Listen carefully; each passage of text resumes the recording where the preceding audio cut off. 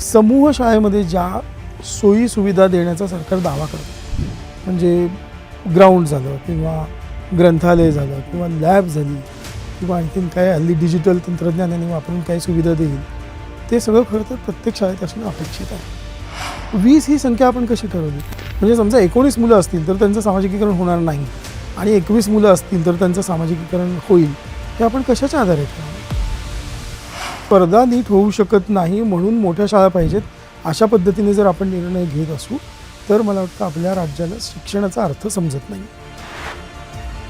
म्हणजे सरकार शिक्षणातून अंग काढून घेत आहे हे अंडरस्टेटमेंट आहे. सरकार आरोग्यामधून अंग काढून घेत आहे, सरकार सार्वजनिक वाहतुकीतून अंग काढून घेत आहे, इन्फ्रास्ट्रक्चरच्या लेवलवरती, ॲक्सेस अवेलेबल करून देण्याच्या लेवलवरती, ह्युमन रिसोर्स पुरवण्याच्या लेवलवरती आणि क्वालिटी एन्श्युअर करण्याच्या लेवलवरती सरकार शिक्षणामधून बाहेर पडतं. नमस्कार, मी अभिजित कांबळे. महाराष्ट्र टाइम्स ऑनलाईनमध्ये तुम्हा सर्वांचं स्वागत आहे.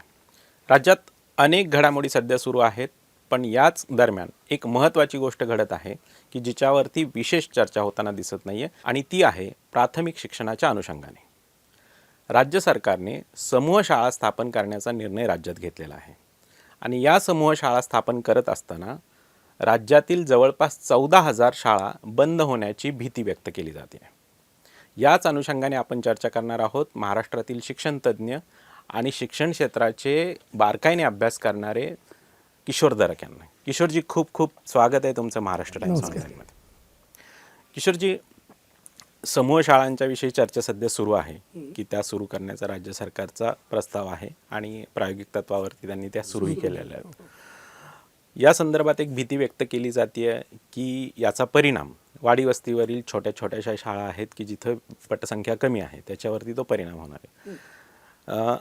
मला असं हवं आहे की तुम्ही आपल्या प्रेक्षकांना हे थोडक्यात समजावून सांगा की हा विषय नेमका काय आहे, समूह शाळा करत असताना सरकार काय करणार आहे आणि त्याचा परिणाम कसा होणार आहे. समूह शाळा हा शब्द जो वापरला यांनी सर्व आदेशांमध्ये याच्याशी संबंधित, त्या शब्दाला देखील काही तज्ज्ञांनी आक्षेप घेतलेला आहे आणि त्यामुळे आता समूह शाळा असं न म्हणता मध्यवर्ती शाळा असं पण म्हणणं सुरू झालेलं आहे. हा पहिला मुद्दा. पण त्याला वाचकांच्या दृष्टीने जर आपण विचार केला की त्याला समूह शाळा म्हणतो की मध्यवर्ती शाळा म्हणतो की शाळा समूह म्हणतो, यामध्ये आत्ता न जाता बरोबर एवढं मी सांगेन की समूह शाळेची कल्पना अशी आहे की छोट्या शाळा अनेक ज्या आहेत त्यांना एकत्रित करायचं, ही बेसिक कल्पना आहे त्यामधली. आता एकत्रित करण्याचे 2 मार्ग असतात की त्या शाळा सगळ्या बंद करून टाकायच्या आणि सगळ्यांना म्हणायचं की या शाळेमध्ये जा, आणि दुसरा मार्ग आहे की त्या शाळा क्रमशः बंद होतील अशी व्यवस्था एका ठिकाणी निर्माण करायची आणि मग शाळा आम्ही बंद केल्या नाहीत असं सरकार म्हणू शकतं. आत्ताची जी योजना आहे ती या दुसऱ्या प्रकारची आहे की ज्याच्यामध्ये शाळा डायरेक्टली बंद केल्या जात नाही आहेत. थेटपणे कुठल्याही शाळेमध्ये असं म्हटलेलं नाही की उद्यापासून ही शाळा बंद होईल, अजून तरी म्हटलेलं नाही आहे. पण झालं आहे असं की एक मोठी शाळा निर्माण करायची, सर्व सोयीसुविधांनी युक्त अशी शाळा निर्माण करायची आणि मग परिसरामधल्या अनेक छोट्या शाळा ज्या असतील त्या तिकडे आकर्षित होतील अशी व्यवस्था निर्माण करायची. आणि आकर्षित झाल्या नुसतं यावर थांबायचं नाही, तर त्या आकर्षणाला पूर्ण करण्यासाठी महत्त्वाचा भाग जो आहे की मुलांनी तिथे पोहोचायचं कसं, त्यासाठी प्रवास सुविधा उपलब्ध करून द्यायची. पानशेतमध्ये, पुण्याजवळ पानशेतमध्ये आत्ता जी एक शाळा उभी करण्यात आलेली आहे तिथं त्यांनी हे मॉडेल अवलंबलेलं आहे. एक मोठी शाळा परिसरातल्या जवळजवळ मला वाटतं 16-18 किलोमीटरमधल्या शाळांना त्या कॅचमेंट एरियामध्ये आणलेलं आहे. आता पानशेतच्या संदर्भात मी कॅचमेंट एरिया असा पण शब्द वापरतो आहे. पानशेतचं धरण फार प्रसिद्ध आहे. त्या कॅचमेंट एरियामध्ये आणलेलं आहे आणि त्या गावांपासून, म्हणजे पानशेतपासून जवळजवळ 16-17 किलोमीटर अंतरावर असलेल्या गावांपासून पानशेतला येण्यासाठी बसची व्यवस्था निर्माण करून दिली. आणि सध्या हे सगळं मोफत आहे. म्हणजे सध्या म्हणतो याचं कारण मी नंतर बोलीन, पण समूह शाळामध्ये मुख्यतः एक मध्यवर्ती शाळा आणि बाकी सगळी मुलं तिथे येतील, जेणेकरून छोट्या छोट्या शाळांमध्ये 4 मुलं, 2 मुलं, 15 मुलं, 18 मुलं अशी जी असतील त्या सर्व शाळांना एक पुढच्या 2-3 वर्षांमध्ये बंद करण्याची पाळी येईल अशी ती व्यवस्था आहे. बंद करण्याची पाळी येईल तर त्यात थोडं विस्ताराने सांगा, कारण एकतर सरकार याबाबत सांगतंय की आम्ही कुठली शाळा बंद करणार नाही आहे आणि RTE नुसार एक विद्यार्थी असेल तरी ती शाळा चालवणं अपेक्षित आहे, म्हणजे ती बंद करू शकत नाही. पण मग ह्या बंद कशा पडणार आहेत, थोडं विस्ताराने सांगा. नाही, आता जेव्हा कोणतंही सरकार, म्हणजे आत्ता हे महाराष्ट्रामध्ये ही चर्चा आत्ता सुरू झाली आहे, समूह शाळाच्या संदर्भात ते निर्माण केले जाते कसं, आणि मोठी शाळा आणि आम्ही सुविधा देतो आणि मग मुलं यायला लागली तसं. पण हा प्रयत्न गेले 6-7 वर्ष 5-7 वर्ष महाराष्ट्रामध्ये सुरू आहे. म्हणजे 2016च्या दरम्यान तत्कालीन शिक्षण मंत्र्यांनी एक आदेश काढला होता आणि 1314 शाळा तेव्हा बंद करायचं त्यांनी ठरवलं होतं. त्याला महाराष्ट्रातल्या सर्व जागरूक नागरिकांनी, शिक्षकांनी, पालकांनी, शाळा व्यवस्थापन समित्यांनी, सर्वांनी त्याला खूप विरोध केला आणि ती योजना काही तेव्हा पुढे रेटता आली नाही. तेव्हा देखील विविध शब्द वापरण्यात आले होते. म्हणजे तेव्हा शाळा समायोजन असं म्हटलं होतं, रॅशनलायझेशन म्हणून. एकदा तर तत्कालीन मंत्री असंही म्हणाले होते की आम्ही शाळा बंद करत नाही आहोत, आम्ही इमारती बंद करतो आहे, असं पण त्यांनी एक आर्ग्युमेंट करण्याचा प्रयत्न केला होता.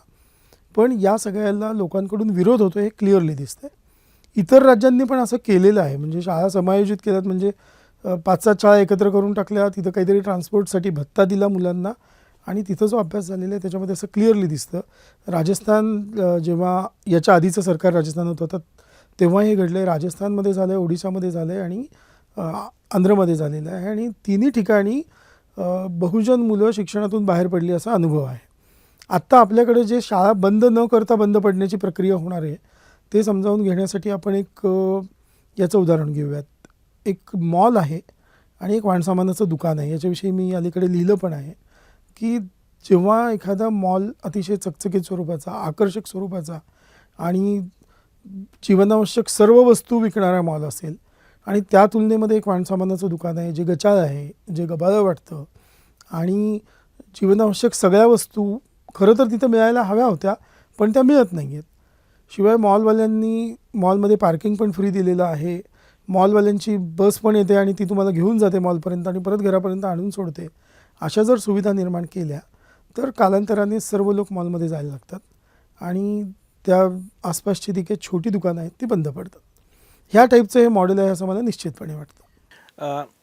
आपण या सगळ्या याचा परिणाम साधारण जो होईल तो खास करून आदिवासी भाग किंवा दुर्गम भागात किंवा जिथं विद्यार्थ्यांना त्या शाळेपर्यंत पोहोचणं शक्य नाही आहे तर त्यांच्यावरती होईल. एकीकडं आपण आत्ता कुठं काही घटकांना शिक्षणाच्या मुख्य प्रवाहात आणतोय, अनेक घरांमध्ये शिकणारी पहिलीच पिढी आहे. तर असं होत असताना हा जो निर्णय आहे तो किती परिणाम करणारा ठरेल? नाही, हा परिणाम किती करणारा ठरेल हा खरं प्रश्न विचारण्याची पण गरज नाही आहे, इतकं ते भयानक ठरू शकतं. जर ॲक्च्युली या सगळ्या एक शाळा मोठ्या तयार केलेल्या सुरू राहिल्या आणि छोट्या शाळा जर बंद पडल्या तर काय की आपल्याला आवडो किंवा न आवडो, राईट टू एज्युकेशन ॲक्ट जे आहे, म्हणजे शिक्षण अधिनियम, सक्तीचे आणि मोफत शिक्षण अधिनियम 2009 हा कायदा जो आहे तो या देशातल्या प्रत्येक बालकाला असा अधिकार देतो 6 ते 11 वयोगटापर्यंत त्यांना 1 किलोमीटरच्या परिसरात शाळा मिळाली पाहिजे घरापासून आणि 12 ते 14मध्ये त्यांना घरापासून 3 किलोमीटरमध्ये शाळा मिळाली पाहिजे. जिथं शाळा नसेल तिथं शाळा निर्माण करण्यासाठीचे निकष प्रत्येक राज्यांनी बनवलेले आहेत.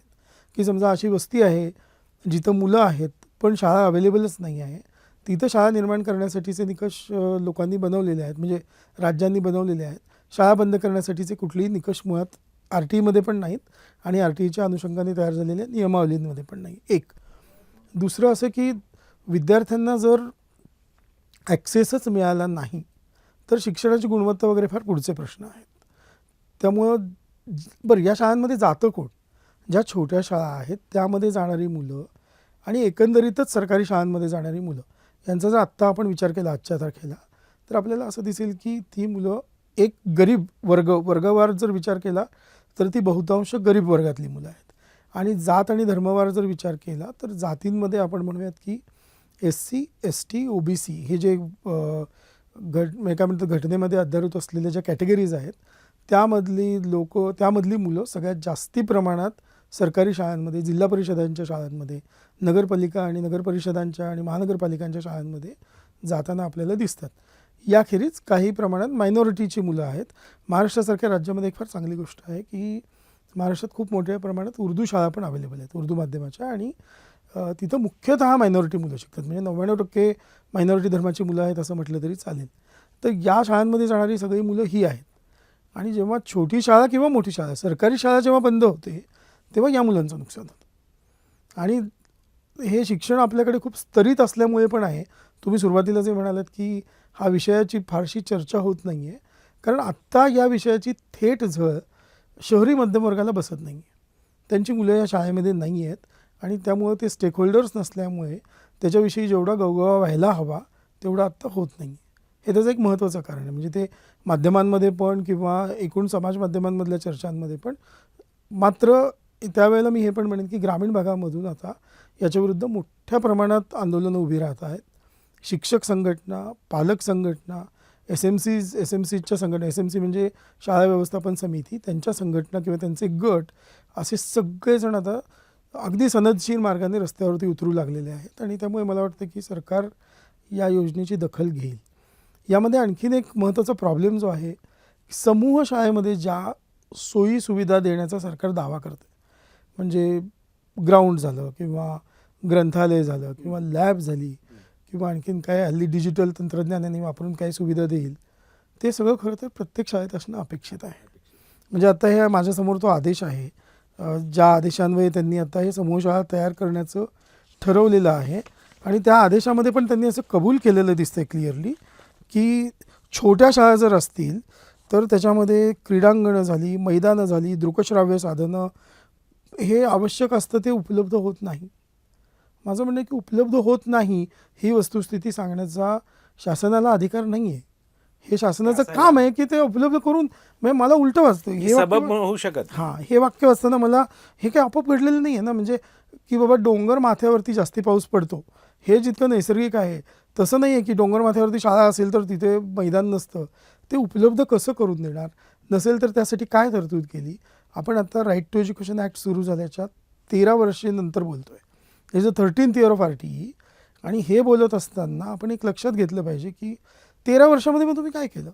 जर असं दिसतं की छोट्या शाळांमध्ये अमक्या गोष्टी उपलब्ध नाही आहेत, बरं दुसऱ्या त्यांनी म्हटलेलं आहे की छोट्या शाळांमध्ये बहुवर्ग अध्यापन करायला लागतं, म्हणजे एक किंवा द्विशिक्षकी शाळा आहेत. पुन्हा शिक्षण हक्क कायद्यानुसार कोणतीही शाळा एक शिक्षकी असू शकत नाही. म्हणजे हे जे शिक्षण आयुक्तालयाचं पत्र आहे त्याच्यामध्ये जर हे म्हणत असतील की एक शिक्षकी शाळा आहेत तर याचा अर्थ इथं स्पष्ट लिहिलेलं आहे की आम्ही RTEचा भंग करतो. म्हणजे मला ते एक शिक्षकी शाळा आहेत असं वाक्य मी वाचत नाही. मी वाचतानाच असं वाचतो की अमक्या प्रमाणात शाळांमध्ये आम्ही RTEचा भंग करतो. तर एक शिक्षकी शाळा असू शकत नाही. 2 शिक्षकी शाळा आणि 5 वर्ग शिकवणे हे काय फक्त 1 ते 20 पटाच्या शाळांमध्ये घडतं असं अजिबात नाही. 1 ते 50, 70, 100 अगदी 1500 पटावरती पण शाळा असतील, जिल्हा परिषदांच्या शाळा, पुरेसे शिक्षक तिथे नाही आहेत. ही वस्तुस्थिती आहे. त्यामुळे हे सगळं जे छोट्या शाळांमध्ये घडतं असं दाखवलेलं जातं. एक म्हणजे ते घडणं नैसर्गिक नाही, ते व्यवस्थाजन्य आहे आणि व्यवस्थेने त्या सर्व सोयींची पूर्तता प्रत्येक शाळेत केली पाहिजे. कारण शिक्षणाधिकार हा प्रत्येक विद्यार्थ्याचा अधिकार आहे, प्रत्येक मुलाचा. आणि दुसरं जर मग एकाच ठिकाणी आम्ही करणार असू आणि म्हणून तुम्ही तिकडे या असं म्हणायचं असेल तर हा सरळ सरळ RTEचा भंग ठरतो.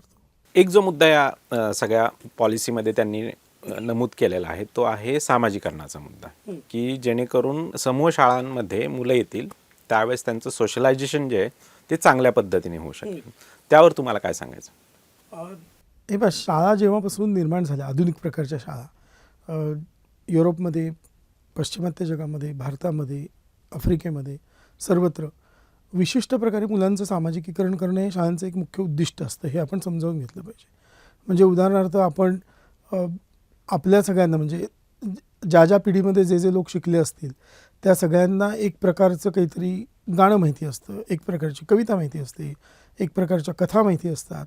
हे देखील आपलं सामाजिकीकरण असतं. एक दुसरं विशिष्ट सवयी लोकांना लावणं, म्हणजे अशिक्षित लोकांच्या जगामध्ये जर व्यवसायाला पुरेशा ठरण्या किंवा पूरक ठरणाऱ्या अशा सवयी लावायच्या असतील तरी पण विशिष्ट प्रकारे सामाजिकीकरण करणं गरजेचं असतं.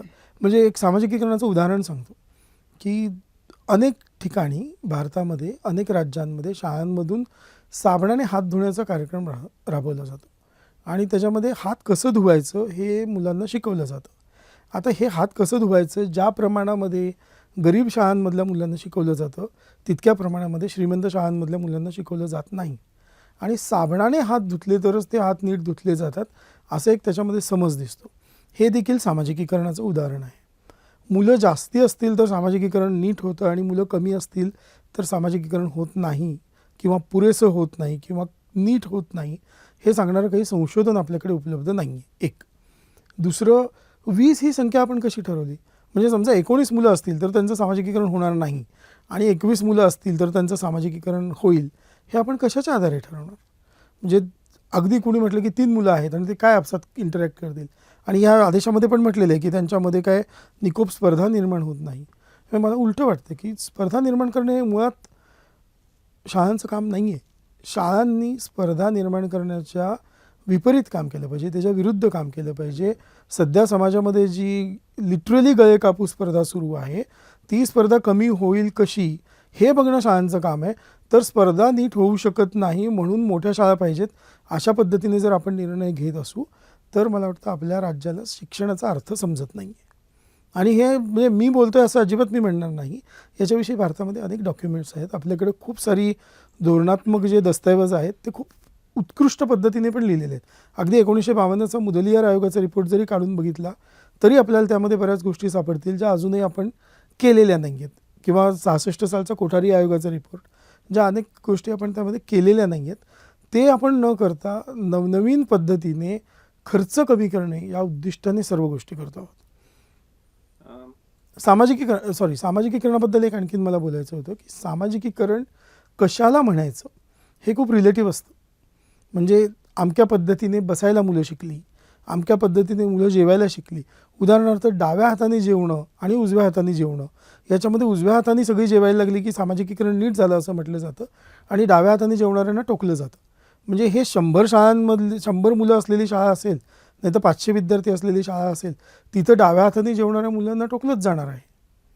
हे शाळा टोकते असं म्हणत नाही आहे, पण पालक टोकतील, समाज टोकेल असं होत राहतं. दुसरं असं की सामाजिकीकरण केवळ शाळांमध्ये होतं हे गृहीतक याच्यामध्ये आहे. सामाजिकीकरण जगात सगळीकडे होत असतं. आपण समाजात वावरतो आणि त्यामुळे आपण जे जे करतो, जे जे एकमेकांकडून शिकतो ते सामाजिकीकरण असतं. आणि यातही ऊर्ध्वगमनशीलता ज्याला म्हणूयात, ज्याला किंवा आणखीन इंग्रजीमध्ये एक त्याला शब्द वापरला जातो अपवर्ड मोबिलिटी. अपवर्ड मोबिलिटीच्या दृष्टीने उपयुक्त असं जे काय असतं ते शिकण्याचा प्रयत्न खालचे वर्ग, खालच्या जाती करत राहतात. म्हणजे काटा चमचा कसा वापरायचा हे माझ्या शाळेत शिकवलं गेलेलं नाही आहे, पण कुठल्या तरी एका इंग्रजी शिकवणाऱ्या कॉन्व्हेंट शाळेमध्ये शिकवलं गेलेलं आहे. ते मला वापरायला लागणार आहे, कारण पुढे मी जेव्हा व्यावसायिक जगात पदार्पण करीन मग कदाचित मला त्याची गरज पडणार आहे.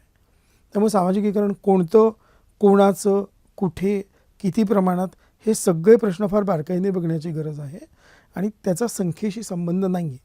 पाचगणीसारखं शहर जे आहे महाराष्ट्रामध्ये, लोणावळा आहे किंवा अगदी डलहौसीसारखं हिल स्टेशन जे हिमाचल प्रदेशमध्ये आहे, अशा अनेक ठिकाणी अतिशय उच्चभ्रू लोकांसाठी शाळा चालवल्या जातात. लाखो रुपये फी घेणाऱ्या शाळा आहेत. त्या शाळांमध्ये ठरवून 5 ते 8 विद्यार्थ्यांना पण ॲडमिशन दिली जाते. मग त्यांचं सामाजिकीकरण कसं होतं? म्हणजे सामाजिकीकरणसुद्धा श्रीमंत मुलांचं आपोआप होईल कमी असली तरी, आणि गरीब मुलांचं होणार नाही हे मानणं फार गैर आहे. आणि आता माध्यमांचा इतकं काय म्हणत विस्फोट झालेला असताना कोणत्याही गोष्टीच्या सामाजिकीकरणाच्या सवयी मुलं अशाही शिकतात.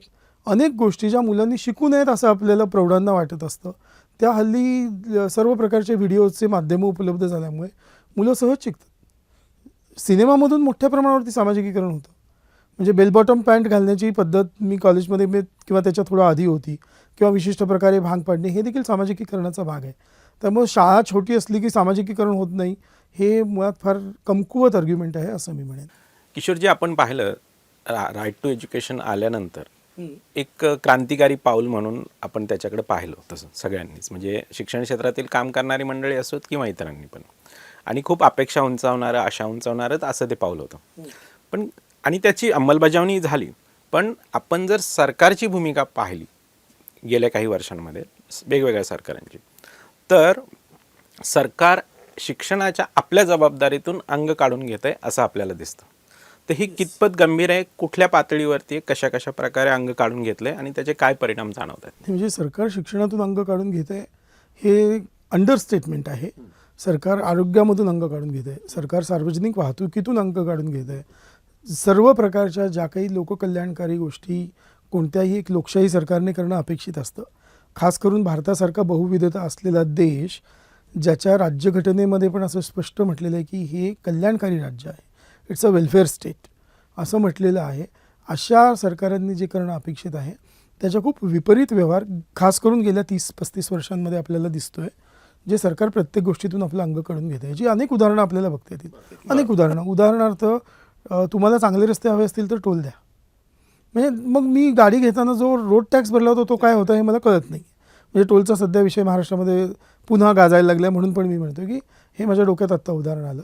सरकार शिक्षणातून अंग काढून घेते ते विविध पातळ्यांवरती करते. एक म्हणजे शिक्षणासाठी जी तरतूद करणं कायद्याने अपेक्षित आहे, RTEनुसार अपेक्षित आहे, ती तरतूद केली जात नाही आहे. मग 10, 12, 13 वर्ष तरतूद केली गेली नाही. याच्यानंतर राष्ट्रीय शिक्षण धोरण आलं. राष्ट्रीय शिक्षण धोरण याच्याबद्दल काय भूमिका घेते की आता RTEची अंमलबजावणी जर नीट होत नाही आहे तर आपण काय करूयात, अंमलबजावणी चोख होईल अशी व्यवस्था करावी अशी भूमिका न घेता हे राष्ट्रीय शिक्षण धोरण नवीन जे आहे ते मूळ कायदा जो आहे त्याला डायल्यूट करूयात असं पण सुचवतं आहे. RTEला शिक्षण हक्क कायद्याला तुम्ही क्रांतिकारी म्हणालात, काहींनी त्याला प्रतिक्रांतिकारी म्हणून पण त्याची भर्त्सना पण केलेली आहे, पण त्याच्या डिटेल्समध्ये मी आत्ता जाणार नाही. मात्र किमान गोष्टी जी सुविधा RTE देतं, किमान शाळा म्हणजे काय, ती ही जी जेव्हा शाळा म्हणतात ना, छोटी शाळा मोठी शाळा, शाळेचा अर्थ RTEच्या शेड्यूलमध्ये दिलेला आहे. शाळा म्हणजे काय, किती खोल्या असाव्यात, किती शिक्षक असावेत, मैदान असावं की नसावं, ग्रंथालय, लॅबॉरेटरी, नंतर टॉयलेट्स मुलांसाठी आणि मुलींसाठी स्वतंत्र ॲक्सेसिबल युजेबल टॉयलेट्स, पिण्याचं पाणी, या ज्या बेसिक गोष्टी वाटतात त्या आता कायद्यामध्ये आलेल्या आहेत. त्यामुळे त्यापासून पळवाट नाही. सरकारं आपली काय करतात की गेली अनेक वर्ष आपण बघतोय या कोणत्याही गोष्टी उपलब्ध करून दिल्या जात नाहीत. अनेकदा शिक्षकांच्या आणि गावकऱ्यांच्या प्रयत्नांमधून मी असं बघितलं आहे की शाळेचा पट वाढतो. म्हणजे 30 पट गेल्या वर्षी होता, यावर्षी 70 झालेला आहे. मग काय करतात, गावकरी तिथल्या अधिकाऱ्यांना भेटतात, आम्हाला शिक्षक जास्ती पाहिजे. याच्यावरती टिपिकल उत्तर जे प्रशासनाचं ठरलेलं आहे, शिक्षक देऊ शकतो पण तुमच्याकडं वर्गखोली नाही आहे. पण वर्गखोली कोण देणार आहे, वर्गखोली देणं हे सरकारचं काम आहे. मग वर्गखोली नाही म्हणून शिक्षक नाही, आणि शिक्षक नाही म्हणून मग एवढी सारी मुलं एकत्र बसत आहेत, गुणवत्तेवरती परिणाम. त्यामुळे गुणवत्ता खालावली कारण शाळा छोटी आहे, एक तर कम्प्लिटली खोटं आहे. पण दुसरं असं बघितलं पाहिजे की सरकार रंग काढून घेते ते एक हिते की आम्ही कोणत्याही प्रकारची ह्युमन रिसोर्स देणार नाही. दुसरं कोणत्याही प्रकारचं इन्फ्रास्ट्रक्चरल रिसोर्स द्यायचा असेल तर त्याच्यामध्ये आता तर त्यांनी सांगितलेलंच आहे की शाळा दत्तक घ्या, CSR द्या, तुम्ही तुमचे पैसे द्या, शाळा दत्तक घ्या, 5 वर्ष 10 वर्ष किती पैसे देता त्यानुसार तुमचं नाव लावा त्या शाळेला. अशी योजना आत्ता अलीकडे 5 सप्टेंबरला शिक्षण मंत्र्यांनी अनाऊन्स केली होती आणि त्याचं GR पण निघालेलं आहे. सो एक तिथं अंग काढून घेते. तिसरं असं आहे की व्यवस्था म्हणून जी गोष्ट असते, म्हणजे एक प्रशासकीय व्यवस्था आहे, ती मोठी व्यवस्था आहे. महाराष्ट्रासारख्या राज्याने आपण म्हणूयात की स्वातंत्र्यपूर्व काळापासून शिक्षणात खूप प्रगती केलेली आहे. म्हणजे आपण जेव्हा महाराष्ट्र म्हणतो आणि कोणतेही राजकीय पक्षातले लोक असतील, फुले शाहू आंबेडकर असं एका श्वासात आपण नाव घेतो, पण ते फुले शाहू आंबेडकरांनी शिक्षणासाठी काय केलेलं आहे याच्याकडे ॲब्सोल्युटली आपण बघत नाही आहोत. किंवा केवळ फुले शाहू आंबेडकर असं म्हणणार नाही मी, ज्योतिराव आणि सावित्रीबाईंचं तर काम अगदीच क्रांतिकारी आणि त्यामध्ये काय म्हणत की दिशादर्शक आहे. त्याच्यानंतर अनेकांनी प्रयत्न केलेले आहेत. कर्मवीर भाऊराव पाटलांनी, पंजाबराव देशमुख आहेत, असे कितीतरी नावं महाराष्ट्रातली, महर्षी कर्वे आहेत, कितीतरी नावं महाराष्ट्रातली घेता येतील की ज्यांनी शिक्षणामध्ये एवढं काम रचून ठेवलं. म्हणून स्वातंत्र्याच्या वेळी आणि त्याच्यानंतरच्या प्रत्येक दशकामध्ये महाराष्ट्र हा काय म्हणत शिक्षणामध्ये अग्रणी असलेलं राज्य होतं. आत्ता परिस्थिती काय झालेली आहे तर वेगवेगळ्या डेटा आधारित ज्या काही पाहण्या होतात त्याच्यामध्ये तर राज्य मागे गेलेलं दिसतंच. पण दुसरं आहे की मनुष्यबळ जे आहे ते कम्प्लिटली जायला लागलेलं आहे. म्हणजे रिटायरमेंट्स होत आहेत, त्या होणारच आहेत, त्या नैसर्गिक आहेत. पृथ्वी फिरत राहते, वय वाढत राहतं, माणूस रिटायर होतो. रिटायरमेंट्स होत आहेत, पदं भरली जात नाही आहेत. आणि हे केंद्रप्रमुख म्हणजे 10-12 शाळा मिळून एक केंद्र शाळा असते, त्याचे एक प्रमुख असतात.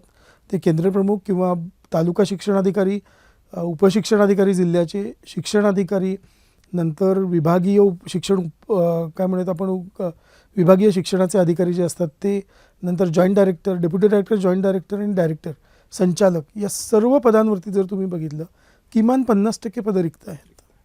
प्रशासन म्हणून जी काही ॲडमिनिस्ट्रेशन म्हणून प्रशासकीय यंत्रणा म्हणून जी काही व्यवस्था असायला हवी ती किमान 50% रिक्त आहेत. आत्ता संचालकांची 7च पदं आहेत. म्हणजे गेल्या सरकारने एक संचालनालय काढूनच टाकलं, SIET बंद केली, म्हणजे बालचित्रवाणी गेल्या सरकारने बंद करून टाकली परमनंटली. ते संचालक पद तर निर्लेखित झालं, पण आत्ता देखील जे संचालक पदं आहेत त्याच्यामध्ये किती रिक्त आहेत, सहसंचालकांमध्ये 18पैकी किती रिक्त आहेत, उपसंचालकांमध्ये प्रत्येक लेवलला किमान निम्मी पदं रिक्त आहेत. डाएट्स तयार केलेले आहेत शिक्षकांच्या क्षमता वृद्धीसाठी आणि DLED किंवा BLED प्रोग्राम्समधनं विद्यार्थ्यांना शिकवण्यासाठी, पण त्या डाएट्समध्ये देखील किमान निम्मी पदं रिक्त आहेत. किमान म्हणतोय मी, आणि निम्मी रिक्त असतील तर मला आनंदच वाटेल, कारण त्यापेक्षा जास्ती रिक्त असण्याचीच शक्यता जास्ती आहे. त्यामुळं सर्व लेवलवरती, इन्फ्रास्ट्रक्चरच्या लेवलवरती, ॲक्सेस अवेलेबल करून देण्याच्या लेवलवरती, ह्युमन रिसोर्स पुरवण्याच्या लेवलवरती आणि क्वालिटी एन्श्युअर करण्याच्या लेवलवरती सरकार शिक्षणामधून बाहेर पडतं आहे. याचा परिणाम काय होणार आहे असं तुम्ही विचारलं होतं. एक परिणाम ऑब्व्हियस आहे. चांगल्या गुणवत्तेचं शिक्षण नसेल तर ते खास करून कष्टकरी वर्गातल्या मुलांना टिकवून ठेवू शकत नाही. आणि गुणवत्ता अशी की एका बाजूला ती त्यांच्या संस्कृतीचा आदर करून शाळेमध्ये काहीतरी घडवू पाहते आहे, आणि दुसऱ्या बाजूला जगात उभं राहण्यासाठी आणखीन काय काय लागणार आहे अशा अनेक गोष्टींच्या माध्यमातून त्यांना सक्षम बनवते. अशा दोन्ही प्रकारचं आपल्या म्हणजे असं म्हटलं जातं की आरसा आणि खिडकी असं एक रूपक वापरलं जातं. ते आरसा पाहिजे तिथे शाळेमध्ये, कारण आपण काय आहोत, कोण आहोत हे दिसत राहावं, आणि खिडकी पण पाहिजे आहे कारण जग दिसत राहावं.